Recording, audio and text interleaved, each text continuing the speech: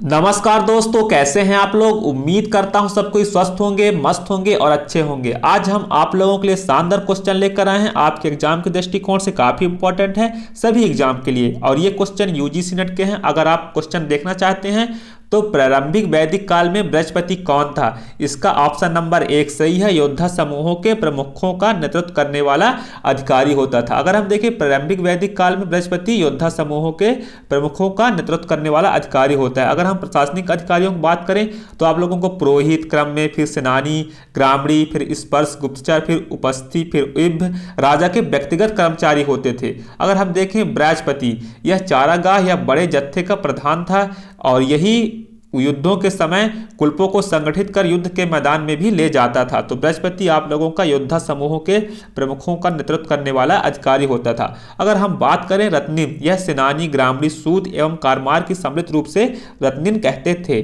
अगर हम अगले क्वेश्चन की ओर देखें, जो कि वो भी बहुत अच्छा क्वेश्चन है आपके लिए, निम्नलिखित में से कौन जैन भिक्षुणी बनने वाली पहली महिला थी। तो आपका आंसर है चंदना।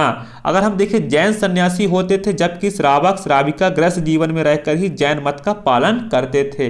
अगर हम देखें जैन परंपरा के अनुसार महावीर के संघ में 14,000 श्रमण तथा 36,000 श्रमणियां थी। उल्लेखनीय है कि जैन संघ में पुरुषों की अपेक्षा नारियों की संख्या अधिक बताई गई है।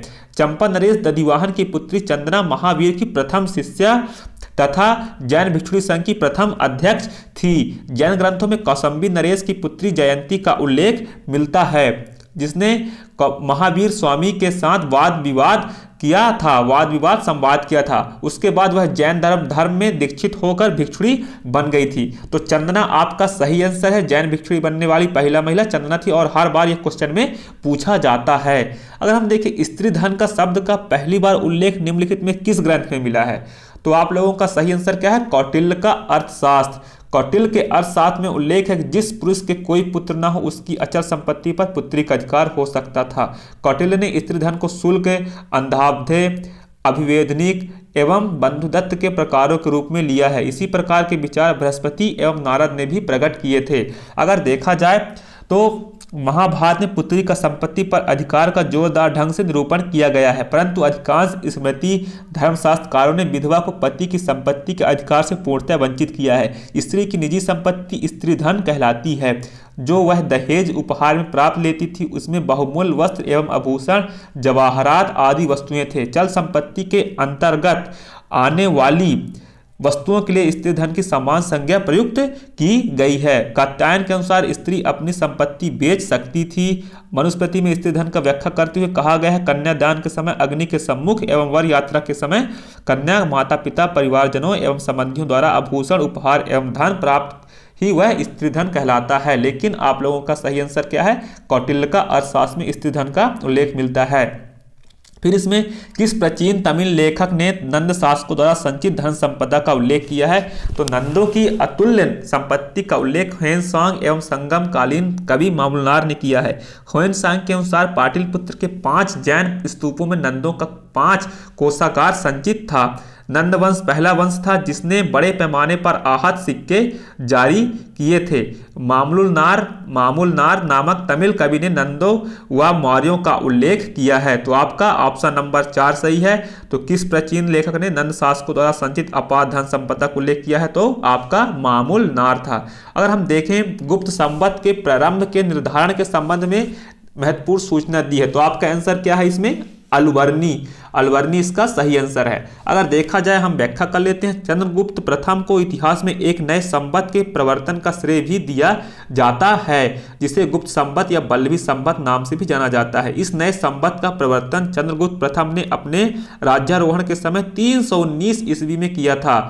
अगर हम देखें गुप्त संवत का प्रथम प्रयोग चंद्रगुप्त द्वितीय के मथुरा स्तंभ लेख में हुआ है। संवत की स्थापना वर्ष संबंधी सबसे महत्वपूर्ण साक्ष्य अलवर्णी का कथन है।